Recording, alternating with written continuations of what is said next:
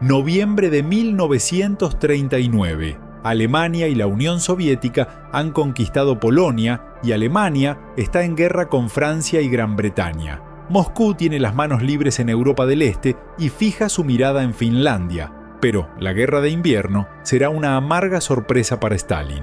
En agosto de 1939, la Unión Soviética y la Alemania nazi firman lo que llaman un pacto de no agresión. Este incluye un protocolo secreto que divide Europa del Este en zonas de influencia donde cada potencia puede actuar como le parezca. Tal como se había planeado, invaden Polonia juntos en septiembre. Mientras Alemania se dirige hacia el oeste en octubre, la Unión Soviética obliga a los gobiernos de Lituania, Letonia y Estonia a permitir bases del Ejército Rojo en sus territorios. El siguiente objetivo de Moscú es Finlandia, antiguamente parte del Imperio Ruso. Pero la Guerra de Invierno, o Campaña de Finlandia, como la llaman los soviéticos, resultará mucho más larga y sangrienta de lo que Moscú espera. Las relaciones entre Finlandia y la Unión Soviética han sido tensas desde que Finlandia declaró su independencia de Rusia en 1917. Ambos países sufrieron devastadoras guerras civiles tras la Primera Guerra Mundial. Los comunistas bolcheviques triunfaron en Rusia, mientras que los anticomunistas vencieron en Finlandia, a pesar de los esfuerzos de un joven Iosif Stalin por ayudar a los rojos.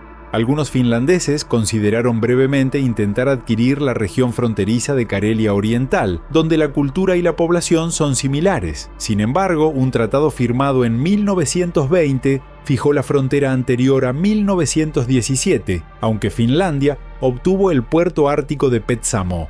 Moscú, sin embargo, sigue viendo a Finlandia como hostil a la revolución, y Helsinki teme las intenciones territoriales e ideológicas de los soviéticos. Durante los años 30, a pesar de un pacto de no agresión entre ambos países, los soviéticos reprimen a los finlandeses étnicos en Karelia Oriental, quienes se habían rebelado brevemente en los años 20, y ejecutan a muchos comunistas finlandeses que huyeron a la URSS tras perder la guerra civil. La mayoría de los historiadores coincide en que Stalin quiere recuperar la mayor parte posible del antiguo imperio ruso y anexar Finlandia, tal como hizo con el este de Polonia, y más tarde hará en los países bálticos y Besarabia.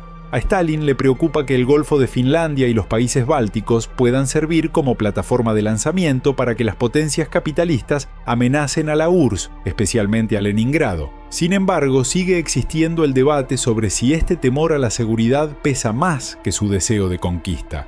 Stalin y su ministro de Asuntos Exteriores, Vyacheslav Molotov, presentan a los finlandeses sus exigencias de seguridad. Le dicen a Helsinki que permita bases soviéticas en su territorio, especialmente en la estratégica península de Hanko. Ceda territorio en el istmo de Karelia, además de islas en el Golfo de Finlandia y parte de la península de Ribachi. Destruya las fortificaciones fronterizas. A cambio, Finlandia recibiría el doble de tierras, en su mayoría deshabitadas, en Karelia Oriental. El gobierno finlandés, bajo el presidente Kyösti Kallio, debate las exigencias soviéticas. El comandante militar Karl Mannerheim quiere llegar a un compromiso, mientras que el ministro de Asuntos Exteriores Elhas Erkko se opone, por temor a que esto conduzca a nuevas exigencias soviéticas. Perder Hanko y los fuertes de Karelia también dejaría a Finlandia más vulnerable ante un posible ataque del mucho más poderoso Ejército Rojo. Aunque la mayoría de los finlandeses aún cree que Stalin está faroleando Francia y Gran Bretaña, que están en guerra con Alemania pero también se oponen a la agresión soviética, recomiendan que los finlandeses rechacen las propuestas soviéticas, ya que, en su opinión, un ataque soviético es poco probable. Alemania les dice a los finlandeses que cedan, pero estos no confían en los alemanes debido al pacto nazi-soviético. Al final, las negociaciones se rompen sin acuerdo, aunque es poco probable que Stalin se hubiera conformado a largo plazo, incluso si Finlandia hubiera aceptado. Los finlandeses esperan recibir apoyo de sus vecinos escandinavos. Creen que otras grandes potencias y la Sociedad de Naciones disuadirán una invasión soviética. También piensan que si el Ejército Rojo ataca, tardará en prepararse. Los soviéticos esperan que una campaña contra Finlandia sea tan rápida como la de Polonia, y el comisario jefe del Ejército Rojo, Lev Mejlis, cree que los trabajadores y campesinos finlandeses recibirán a los soviéticos como libertadores. Moscú considera que el ejército finlandés es débil y anticuado y descarta el apoyo extranjero. ¿Quién ayudaría? ¿Los suecos? ¿Los británicos? ¿Los estadounidenses? De ninguna manera. Habrá alboroto en la prensa, apoyo moral, lamentos y quejas. Pero tropas, aviones, cañones y ametralladoras, eso no. Rentola. Páginas 27 y 28. Mientras ambos bandos se preparan para la guerra, el Ejército Rojo afirma falsamente que los finlandeses bombardearon una de sus posiciones el 26 de noviembre. Moscú rechaza la oferta de Helsinki de llevar a cabo una investigación internacional. El 30 de noviembre de 1939, aviones soviéticos bombardean la capital finlandesa y la guerra de invierno comienza militarmente. Ese enfrentamiento parece completamente desigual. El ejército finlandés es pequeño, ya que su fuerza inicial movilizada es de apenas 250.000 hombres con 500 piezas de artillería, carecen de suficientes proyectiles, equipos de comunicación, armas antitanque y solo tienen 30 tanques. La Fuerza Aérea cuenta con apenas 114 aviones. Mientras tanto, el Ejército Rojo se encuentra en plena expansión, con un objetivo de hasta 4,5 millones de soldados. 425.000 hombres marcharán sobre Finlandia, respaldados por 2.500 tanques, 2.800 cañones y más de 2.000 aeronaves. Por otro lado, la mayoría de los comandantes finlandeses han servido en los ejércitos del zar o alemán durante la Primera Guerra Mundial o en la Guerra Civil Finlandesa. Las tropas regulares están bien entrenadas, las unidades de reserva conocen bien el terreno y la mayoría posee habilidades en supervivencia al aire libre y puntería. El ejército está respaldado por la Guardia Civil y la Lotas Bard, cuyo personal femenino trabaja como enfermeras, en funciones auxiliares y en la producción de municiones. La moral es firme. Somos tan pocos y ellos son tantos. ¿Dónde encontraremos espacio para enterrarlos a todos? Nenge et al., página 64. El cuerpo de oficiales soviético está debilitado tras las purgas de Stalin. El entrenamiento es deficiente, especialmente para combate invernal y unidades de esquí, y la infantería, los tanques, la artillería y la aviación no saben operar en conjunto. El ejército también carece de suficientes unidades médicas, radios o ropa de invierno. La moral también es baja, como señala un comandante de pelotón en su diario. La conciencia política y la moral de las tropas se está debilitando. Dicen que supuestamente el gobierno soviético siempre ha afirmado que no queremos ni una pulgada de tierra ajena, y ahora hemos iniciado una guerra contra Finlandia. Si explicamos que es necesario fortalecer las fronteras, responden que nadie nos ha atacado. Yo mismo creo que las contradicciones con Finlandia podrían haberse resuelto. La guerra de invierno, página 172. El comandante del frente soviético, Kirill Meretskov, diseña el plan de batalla. Imagina un asalto masivo contra la línea Mannerheim en el istmo de Karelia para avanzar hacia las principales ciudades finlandesas. Más al norte, los soviéticos esperan avanzar al norte del lago Ladoga y también hacia la ciudad de Oulu para cortar el país en dos por su punto más estrecho. Entre los ataques de apoyo se incluye una ofensiva contra el puerto ártico de Petsamo. Meretskov espera que sus tropas logren la victoria para el cumpleaños de Stalin, el 21 de diciembre. Algunos comandantes soviéticos temen que el plan subestime el terreno y al enemigo, pero el alto mando los ignora. Las autoridades soviéticas también deportan a los finlandeses étnicos que viven en su lado de la frontera hacia el interior del país. Los finlandeses se han preparado para una invasión soviética desde los años 20. Su línea Mannerheim aprovecha los pantanos, arroyos y lagos del istmo con la esperanza de detener los avances soviéticos hacia el interior del país. Pero el plan es puramente defensivo. Los soviéticos también instalan un gobierno comunista títere encabezado por Otto Wille Kuusinen. Aunque carece de apoyo popular, Moscú se niega ahora a negociar con el gobierno legítimo de Finlandia, tratando únicamente con su propio régimen fantoche. Esto provoca que la mayoría de los finlandeses, incluso aquellos que lucharon en bandos opuestos durante la guerra civil, vean el conflicto como una lucha por la supervivencia nacional y no solo por territorio. El izquierdista radical Olavi Siipainen se une a la causa. Ya no se trataba de si éramos comunistas o fascistas. Los muros que habíamos construido y defendido con tanto empeño se desmoronaron. Fue entonces cuando ocurrió ese momento, una mañana que nunca dejará de irradiar su luz sobre nosotros los que la vivimos. Vehviläinen, página 40.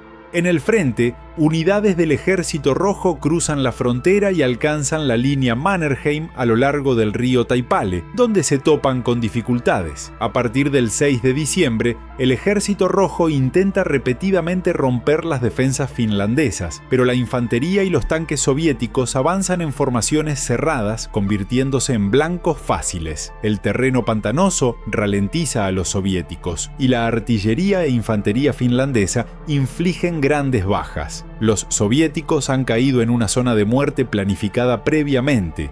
Los cañones disparan una mezcla de metralla contra la infantería y explosivos de alto poder para destruir los blindados, generalmente desbaratando una ofensiva en apenas 5 o 6 minutos. Las posiciones finlandesas aprovechan al máximo el terreno y el río, y sus armas pesadas están bien camufladas. Los tanques presentan un desafío particular para los finlandeses, que utilizan granadas de racimo, cargas explosivas de mochila e incluso palancas para desprender las orugas. También emplean botellas de alcohol inflamable con mechas de tela, conocidas como cócteles Molotov.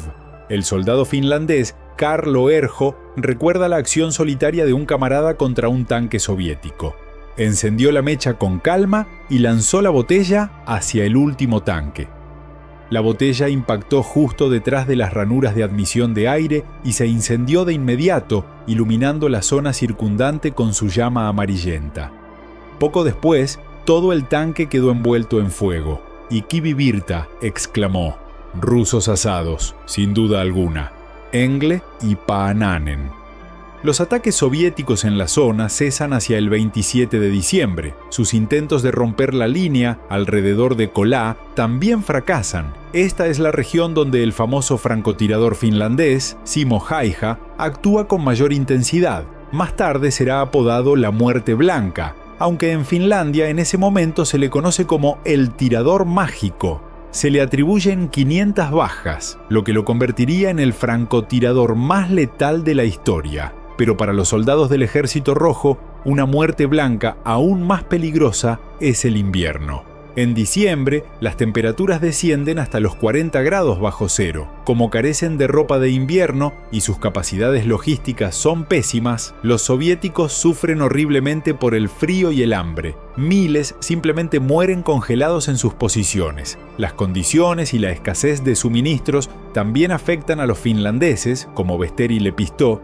Siempre había escasez de municiones. Nuestras granadas de mano, producidas en 7 países diferentes, eran realmente peligrosas. Nuestra vida corría peligro cada vez que las usábamos. Nuestro trabajo más exasperante era salir allí, a 40 grados bajo cero, justo frente a las líneas enemigas, para colocar barricadas de alambre de púas. Teníamos que trabajar sin guantes y no podíamos hacer el más mínimo ruido. Todo se hacía de noche. Engle y Paananen. Así, los finlandeses han logrado detener al Ejército Rojo en la línea Mannerheim, donde se establece un punto muerto. Sin embargo, en otras zonas hay mucho movimiento.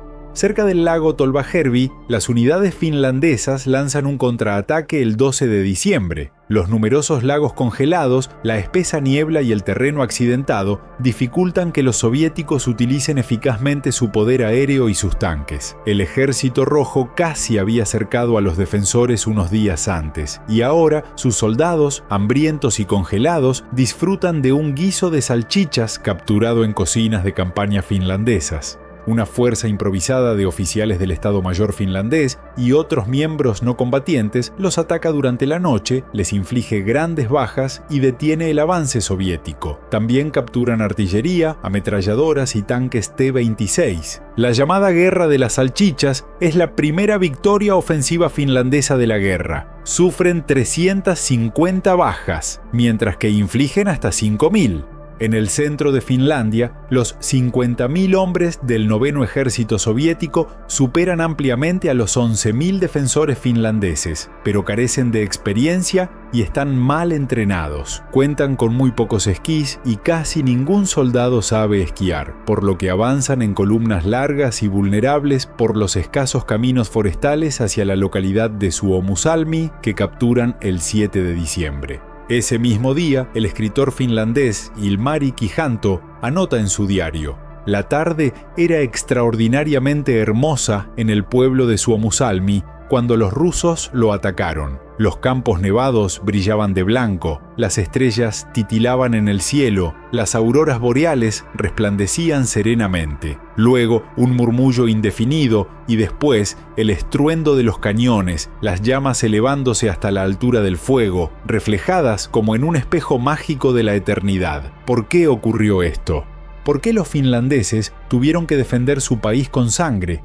¿Y qué siervo del demonio envió aquí a los rusos, que seguramente eran gente pacífica, para destruir nuestra patria?» Kesquisarja, página 85. Las unidades soviéticas avanzan hacia el oeste, pero se extienden demasiado. Una fuerza mixta de tropas regulares finlandesas, policías fronterizos y miembros de la Guardia Civil contraataca y corta la vital carretera de Rate para impedir que las fuerzas soviéticas se unan entre sí. Durante las semanas siguientes, los finlandeses aplican lo que más tarde se conocerá como tácticas de Moti contra esta y otras columnas. Moti es un bloque de leña y los finlandeses planean cortar la columna soviética en bloques aislados similares para poder destruirlos uno a uno. A pesar de su inferioridad numérica, las unidades finlandesas se mueven rápidamente a través de los densos bosques, disparando como francotiradores o emboscando a voluntad. Los bosques dificultan el uso del poder de fuego soviético y la confusión, junto con la mala red de caminos, impide al ejército rojo trasladar suficientes raciones y municiones. Las tropas soviéticas atrapadas en la carretera están desorientadas, hambrientas y congeladas, sin saber nunca cuándo ni desde qué dirección llegará la próxima emboscada.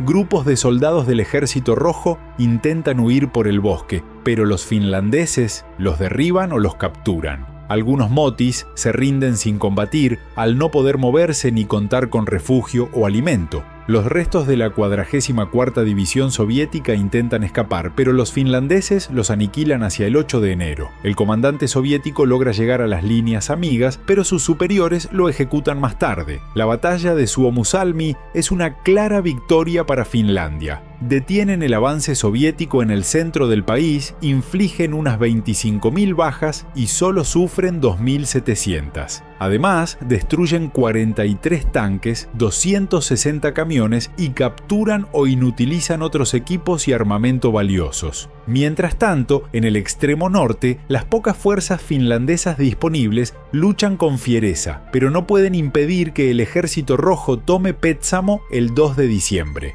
La invasión soviética se ha detenido y Stalin reconoce la situación. La guerra en Finlandia es una guerra seria, muy distinta de nuestra campaña de otoño en Polonia. Rentola, página 14. Sin embargo, la actividad diplomática continúa. La Sociedad de Naciones expulsa a la Unión Soviética al comienzo del conflicto, lo que ejerce presión sobre Stalin. Está perdiendo prestigio y quedando aislado internacionalmente. Mientras tanto, la Fuerza Aérea Roja sigue bombardeando ciudades finlandesas, especialmente Viipuri, que recibe hasta 12.000 bombas. El ejército rojo empieza a adaptarse. Críticos del plan original como Boris Shaposhnikov y Semyon Timoshenko asumen el mando de la guerra. Timoshenko se hace responsable de romper la línea Mannerheim, pero por el momento detiene los asaltos frontales y ordena que sus fuerzas se reentrenen en operaciones de armas combinadas. Los refuerzos aumentan el número de soldados a 600.000, junto con más tanques y cañones para reemplazar las pérdidas. Los finlandeses ya no tienen más reservas, aunque han recibido algo de ayuda extranjera. Unos 12.000 voluntarios internacionales se unen a la causa finlandesa, en su mayoría provenientes de Suecia, pero también de los Estados Unidos, Gran Bretaña, Noruega, Estonia, Hungría, Italia y otros países. Entre los nombres notables figuran el futuro líder de la resistencia noruega Max Manus y el actor británico Christopher Lee. Francia, Gran Bretaña, los Estados Unidos, Italia y Suecia también envían algunos aviones, armas y ayuda no letal, siendo Suecia quien aporta una unidad de cazas Gloster Gladiator y artillería antiaérea. Sin embargo, ni los voluntarios ni la ayuda militar son suficientes para igualar la situación en el campo de batalla. El 1 de febrero, los soviéticos vuelven a atacar la línea Mannerheim, esta vez con mayor poder de fuego. Se concentran especialmente en el paso de Viipuri, una brecha fuertemente defendida entre lagos y pantanos cerca del pueblo de Suma. La artillería soviética dispara más de 300.000 proyectiles el día anterior al asalto y las tropas del Ejército Rojo atacan a lo largo de toda la línea defensiva para evitar que los finlandeses refuercen el paso de Viipuri. Tras 10 días de combates encarnizados, con muchas posiciones cambiando de manos varias veces, los soviéticos logran romper las defensas y envían sus blindados a través del paso. El oficial de artillería soviético Nikolai Voronov recuerda el éxito de las armas combinadas. Un huracán de nuestras bombas y proyectiles descendió sobre Suma. Yo estaba en un puesto de observación avanzado. Cuando la artillería trasladó su fuego a la profundidad requerida, la infantería y los tanques atacaron simultáneamente y comenzaron a avanzar con éxito. Esta vez, el enemigo no resistió. Sus flancos corrían peligro de ser rodeados y comenzó a retirarse. El bastión cayó ante mis ojos. Engle y Paananen. Los finlandeses se repliegan a la línea intermedia de defensa, pero el Ejército Rojo la cruza hacia el 28 de febrero. Aunque la resistencia finlandesa continúa ferozmente, incluso en otros sectores del frente, donde aún están aplicando tácticas de Moti, no logran detener el avance soviético hacia Viipuri y Helsinki. Mientras tanto, en febrero y principios de marzo, algunos políticos británicos y franceses defienden la idea de intervenir para ayudar a los finlandeses, posiblemente junto a tropas noruegas y suecas, ya que consideran a la Unión Soviética como aliada de la Alemania nazi. El primer ministro británico Winston Churchill elogia la resistencia finlandesa como sublime y magnífica, y el primer ministro francés, Édouard Daladier, menciona con excesivo optimismo una cifra de 50.000 tropas. Londres y París discuten la posibilidad de enviar tropas terrestres a Finlandia, realizar un ataque naval contra puertos soviéticos o incluso atacar la producción petrolera soviética en el Cáucaso o Crimea con la esperanza de provocar una revuelta ucraniana. Pero cometen el error de pensar que Finlandia podrá resistir hasta mayo. Sin embargo, los aliados ya están en guerra, y hasta los partidarios de la intervención, como el político socialista francés Alexandre Varenne, expresan dudas. Estamos en guerra con Alemania, que sigue siendo nuestra principal preocupación. Si además hemos de enfrentarnos al inmenso imperio soviético, habrá que darnos una razón para ello, y tendría que ser una razón de peso. Kerner. Noruega y Suecia también se niegan a permitir el paso de tropas aliadas por su territorio en respuesta a amenazas alemanas. Aún así, Stalin teme una posible intervención militar aliada y desea acabar con el conflicto lo antes posible. Así, las negociaciones con Finlandia comienzan el 6 de marzo. En el frente, las tropas finlandesas presentan una feroz resistencia en Viipuri, pero los soviéticos las expulsan y destruyen gran parte de la ciudad hacia el 11 de marzo. El general finlandés Heinrichs admite que todo está perdido. Es mi deber informar que el estado actual del ejército es tal que continuar las operaciones militares no puede conducir sino a un mayor debilitamiento y a nuevas pérdidas territoriales. Nenye et al., página 273. El 12 de marzo de 1940, Finlandia y la Unión Soviética firman el Tratado de Moscú y la Guerra de Invierno llega a su fin. Finlandia cede el 10% de su territorio, principalmente en el sudeste y el extremo norte. 420.000 finlandeses huyen de las regiones anexadas. También se ve obligada a arrendar la península de Hanko a los soviéticos por 50 años para su uso como base naval. La Guerra de Invierno ha sido breve pero sangrienta. Unos 25.000 soldados finlandeses murieron y 43.000 resultaron heridos, mientras que los soviéticos perdieron alrededor de 126.000 hombres y tuvieron 264.000 heridos. La Fuerza Aérea y las baterías antiaéreas finlandesas derribaron 579 aviones soviéticos, perdiendo solo 53 propios. Los bombardeos soviéticos mataron o hirieron a 900 civiles finlandeses. La resistencia finlandesa y en parte el riesgo de una intervención aliada convencieron a Stalin de renunciar a su objetivo inicial de tomar el control total del país y reemplazar el régimen. Pero incluso este éxito limitado hizo que los soviéticos se sintieran más confiados. Vencer a los finlandeses no es una gran tarea. Lo importante de nuestra victoria es que vencimos la técnica, la táctica y la estrategia de los grandes estados europeos que fueron los maestros de los finlandeses. Esa es nuestra victoria principal. Kilichenkov, página 41. En Alemania, la guerra refuerza el deseo de Adolf Hitler de atacar a la Unión Soviética. Lo ve como una prueba de su debilidad.